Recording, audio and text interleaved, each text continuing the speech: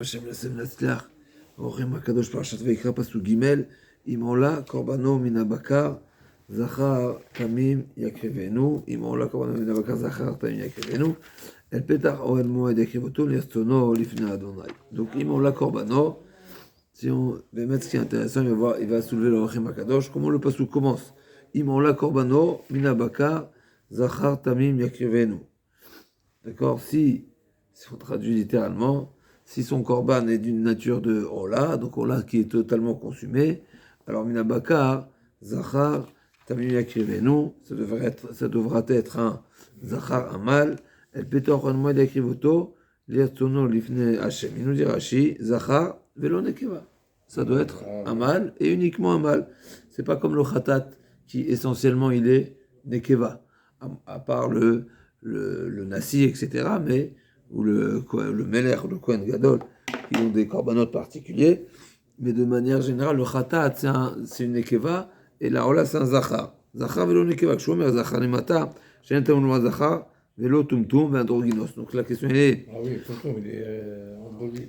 Voilà, ni Tumtum, ni androgynos, ni androgène, et ni Tumtum, c'est qu'il n'est pas défini.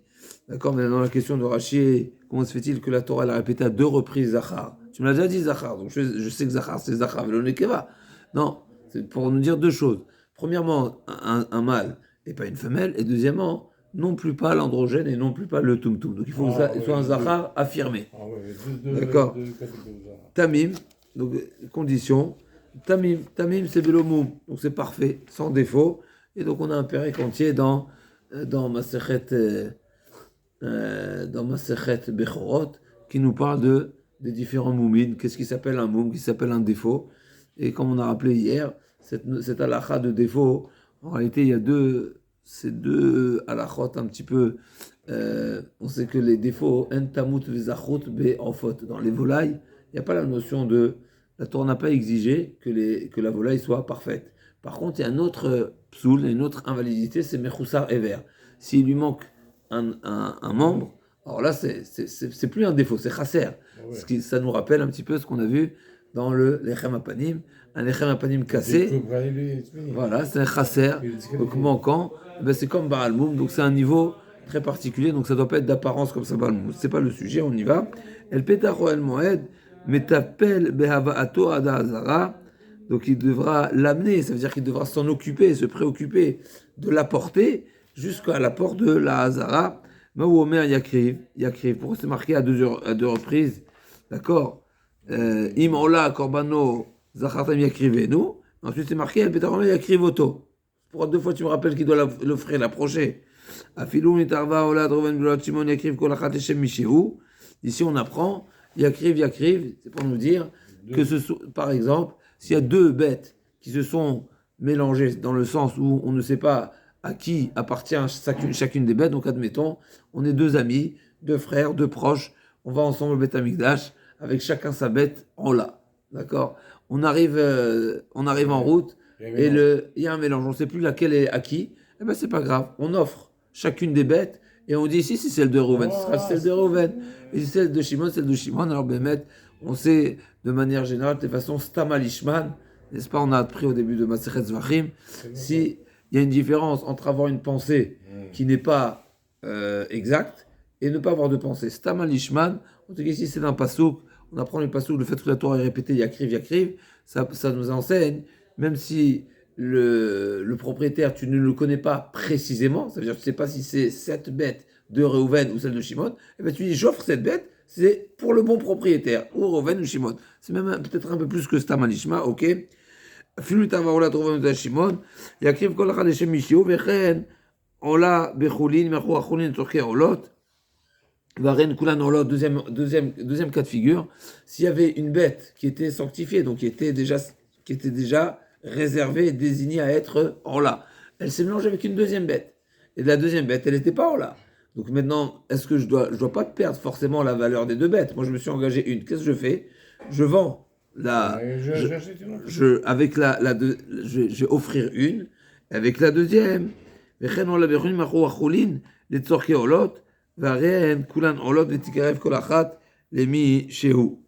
elle sera vendue pour celui qui a priori, un devoir. Moi, j'ai une bête maintenant qui est problématique. Je ne peux pas la consommer parce que peut-être elle est Ola, celle-ci. Donc, qu'est-ce que je fais? Mais d'un autre côté, la valeur, je ne la dois pas. Donc, je peux la vendre pour celui qui doit offrir un Korban Ola. Donc, par exemple, moi, je m'étais engagé, admettons, d'offrir une Ola. Maintenant, j'ai deux bêtes, elles s'est mélangées. Toi, tu dis, c'est quoi? Moi aussi, je vais offrir une Ola. Je dis, tiens, je te la vends. Donc, je n'ai pas perdu de valeur. Et la bête, elle va être offerte en tant que Ola de toutes les façons, mais pour une autre personne. Mais s'il a vendu, il a gagné. Il n'y a pas besoin pas problème de gagner, parce que je ne me suis pas engagé. Si je dis celle-là, elle est Rola, je ne peux pas la vendre. Je la dois. Mais si je ne me suis pas engagé, donc je ne la dois pas. Donc je peux la vendre. D'accord, mais si je vends, par exemple, וכן עולה ויכולים אנחנו האחרונים לצורך כעולות והרי כולם לא ותקרב כל אחד לשם משיעור יכול אפילו יותר בפסולין או בשאינו מינו תמוד לומר יקריבנו. Donc bien sûr, ça c'est seulement si elle s'est mélangée avec une bête, c'est uniquement si elle s'est mélangée avec une bête qui est offrable. C'est-à-dire que les deux bêtes, elles sont cachères. Maintenant, si Marola, elle s'est mélangée avec une autre bête, et il s'avère que maintenant, il y a une des deux bêtes qui ne sont pas offrables. Là, il y a un problème, c'est pas une solution. Pourquoi? Parce que la deuxième, elle n'est pas offrable. oui. Si c'est Rovea, Nirba, tous les psulim, le gazoul, etc. Donc, Tamoud Lomar, Yakrivenu, Bepsulim, Beshenu Mino. Donc, il y a deux cas de figure où, bien sûr, on ne pourra pas appliquer cette même règle, cette même solution, ou que ce soit dans le cas où la deuxième bête n'est pas offrable, pour un problème de la bête, de la validité de la bête, ou bien, voilà, par exemple, un Baalmoum, ou bien toutes sortes de défauts, ou bien dans le cas où la bête s'est mélangée avec un autre type de korban. Par exemple, l'une elle était Rola, l'autre elle est Shlamim, et vice-versa. Donc je ne vais pas appliquer cette même règle. Yakri voto, ça veut dire il offrira, il approchera, mais la met chez Kofin Auto, c'est-à-dire une personne qui s'est engagée à offrir un korban, eh ben, il y a les percepteurs, les gabaïm, qu'on appelle ça les gizbarim du Beth Amikdash, donc c'est les trésoriers du Beth Amikdash, s'ils apprennent qu'il y a une personne qui s'est engagée à offrir un korban, eh ben, s'il tarde à l'offrir, eh ben, on va le taxé. On va venir on va pas le taxer, on va le réclamer. Le réclamer, mais c'est pas plus de réclamer. Comment on dit ça? Quand les huissiers, d'accord, les huissiers, c'est une saisie. Une saisie. Kofin Auto, on va l'obliger. Mais d'un autre côté, comment ça répond avec ce que la Torah dit, dire tsono? Normalement, un korban, ça doit être de propre gré. Comment tu peux obliger quelqu'un? Lui, il s'est engagé. Ok. Aujourd'hui, il s'est engagé. Mais d'un autre côté, la Torah dit qu'un korban, il doit être l'irtsono de son gré. Au moment où il a fait, il était de son propre gré. Chazak. Après, il ne pouvait plus. Ok, mais ça suffit pas. Ça suffit pas. La Gemara a dit Kofin otoaché omarotseani. On va le forcer, même s'il faut, on va employer les moyens forts, pas seulement forts, mais même violents, jusqu'à ce qu'ils disent je veux. Mais il faudra attendre. C'est-à-dire, admettons qu'il a tourné sa veste, il dit non, je veux pas. Pour une raison ou pour une autre, il est devenu je sais pas quoi, il est énervé. Le médecin dit mais t'as pas le choix, tu dois le donner. Il dit non, je veux pas. Et bien on va le forcer, ça se fait dire oui, je veux. Et une fois qu'il dira, il dira. C'est-à-dire qu'une personne qui dit oui, finalement, par la force, eh ben, c'est considéré comme étant une volonté. La Gemara dit, dans la Gemara, on retrouve cette notion-là, on la retrouve dans plusieurs domaines. Entre autres, l'autre domaine, le bien connu, c'est le divorce. Je crois que c'était le guet. Exactement, pour le guet. C'est le seul cas où on tapait les gens jusqu'à temps qu'ils acceptent. Voilà, et ça, c'est le deuxième. Mais effectivement, il y a 2-3 exemples comme ça dans la Gemara, où on va le forcer jusqu'au... Mais c'est le chidouche, il est. Même si la Torah, d'un côté, elle demande qu'un divorce, ça doit être volontaire, il faut que ce soit de son plein gré, comme ici pour le korban, de son plein gré, comment tu peux faire usage de la force? Il y a un chidouche extraordinaire qu'en réalité, une personne qui s'est engagée, il était volontiers, personne l'a forcé, donc il a voulu le faire. Aujourd'hui, en réalité, on considère que la nouvelle raison qu'il habite, n'est-ce pas, et qui le hante, c'est quelque chose d'extérieur. C'est quelque chose, c'est comme une carapace qu'il faut casser. Donc les coups, c'est pour casser la carapace, mais en réalité, au fond, il veut. Et plus que ça, c'est un chidouche extraordinaire. On considère que tout homme d'Israël, il veut accomplir la Torah et les mitzvot. Seulement, voilà, c'est seulement pour des raisons, pour des colères ou pour des raisons extérieures, qu'il y a des fois une résistance. Et donc, nous, les coups, c'est seulement pour Alors, casser la on rejoint résistance. les Iraniens, les Avdil, c'est-à-dire que ils bastonnent. Un petit passage dans Rashi. En tzmicha bebama. Donc ça, voilà, on revient au Hachem, la fin de Masechet Zvachim, où on a vu toutes les différentes, les différences qu'il y avait entre un korban qui se fait au Beth Amikdash, au Mishkan, au Beth Amikdash, et ce qui se fait sur les autels particuliers. C'est la leçon de smicha. Smicha, c'est s'appuyer de toutes ses forces avec la bête. On reviendra dans Menachot, si je ne me trompe pas, vers la fin de la Masechet. On va voir également les différences qu'il y a entre le korban qui est offert par un juif et le korban qui est offert par un goy. On va voir là-bas les différences, puisqu'il y a certains korbanot, c'est sujet discuté entre les Tanaïm, quel type d'offrande on accepte du goy, et même quand on accepte, est-ce qu'il y a les mêmes pratiques ou pas. En tout cas, ce qui est certain, c'est qu'on accepte. On accepte le korban du goy. D'après certains, c'est uniquement un korban rola, donc qui est totalement consumé. Je crois que c'est ce qu'on retient.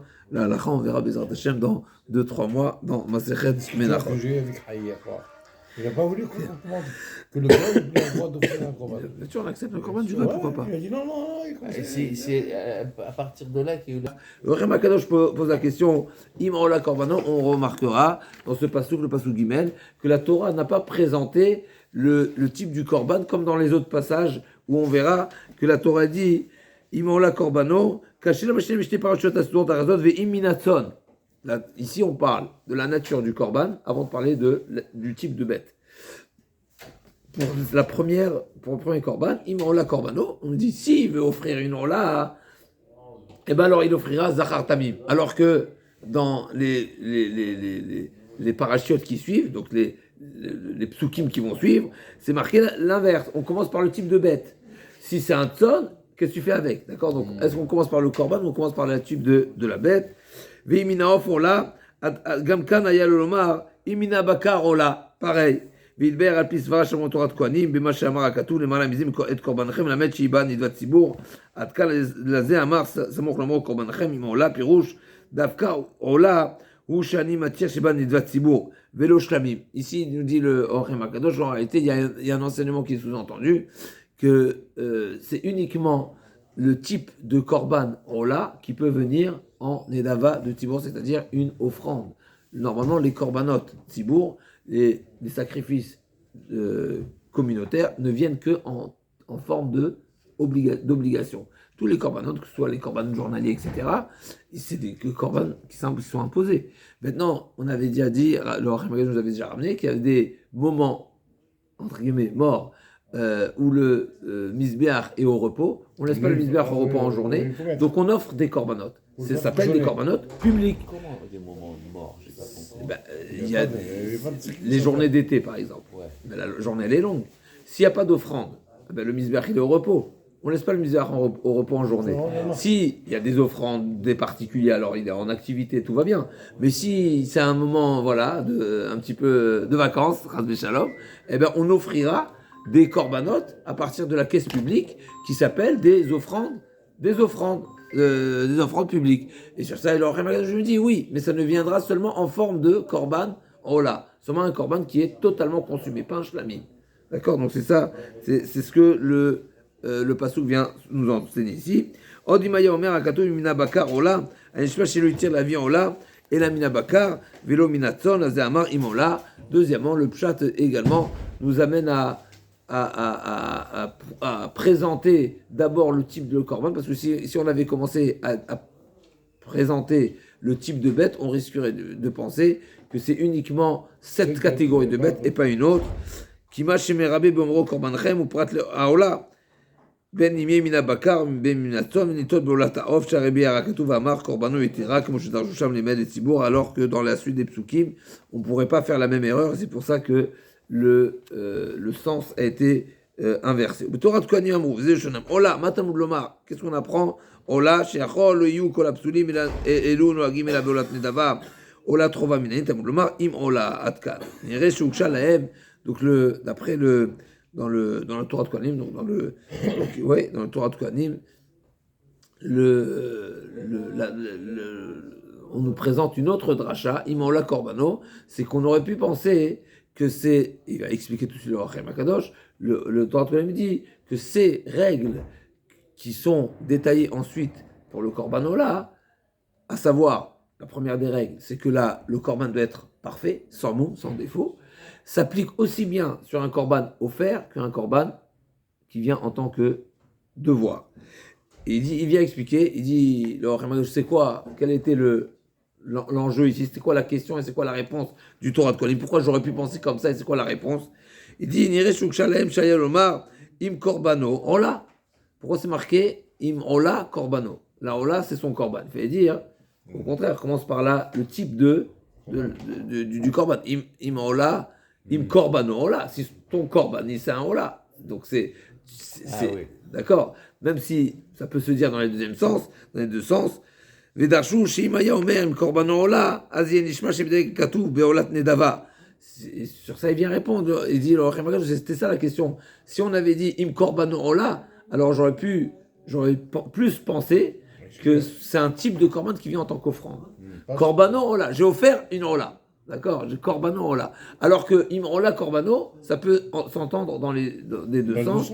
C'est-à-dire que ce soit un ola obligatoire ou que ce soit un ola offert. Quand on parle d'un hola obligatoire, il y a certaines situations où le hola, il est un devoir. D'accord? Donc, comme la yoledet, la khatat ve'hola, ou bien la hola de Tibour, donc un korban. Donc, il y a différents types de situations où le korban, il est un devoir, et pas seulement une offrande, de plein gré. Il dit il doit être parfait. En général, tous les sacrifices. C'est ça la question. Donc il nous dit, c'est ça le sens de ce sifri qui nous dit, de ces Torah de Kohanim, qui nous dit que Imola Korbano, le Ola Korbano, c'est dans toutes les Ola.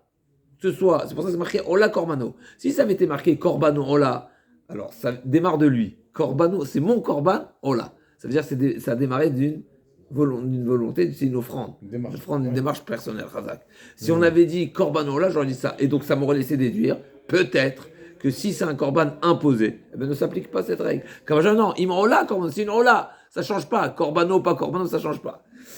Et Azien Nishna, Shemidei Katou Beolat Nedavad, Bead Mishaikra, Dirtiv Yakriv Reshud, Vamar Imrola, Pirouche, Kol Ola Sheba Ola. C'est pour ça qu'on a dit Imrola, pour nous dire qu'on parle de toutes les Olot possibles, Ben Shel Chova, Michel Nedava. Va Raivet.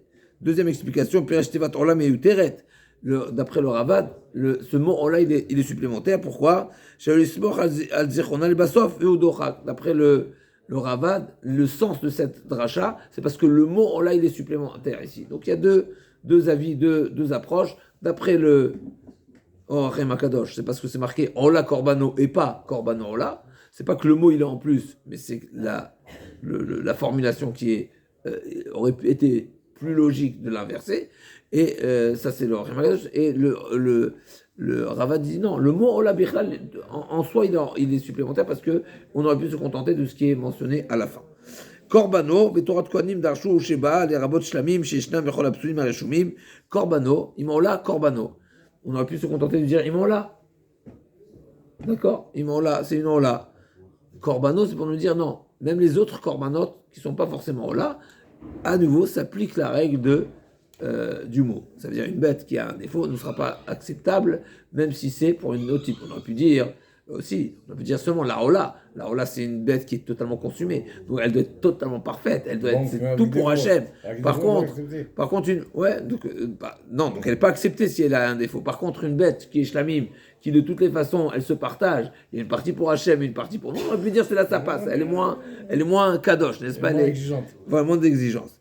ואין לומר שלמעתם בה הכתוב ולומר קורבנו אמור שהוא עולה ולא שלמים כי לזה אין צריך למעט כי מאחד תיתי לאסור. Il nous dit, tu ne peux pas dire l'inverse, que korbano ça veut dire son korban, et donc j'exclus celui-ci et pas un autre, parce que j'aurais pas eu besoin de ce mot korbano pour exclure, j'aurais pu me contenter de dire ola, je sais que ola c'est pas shlamim.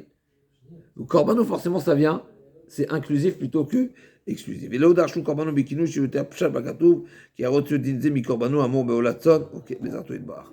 Alors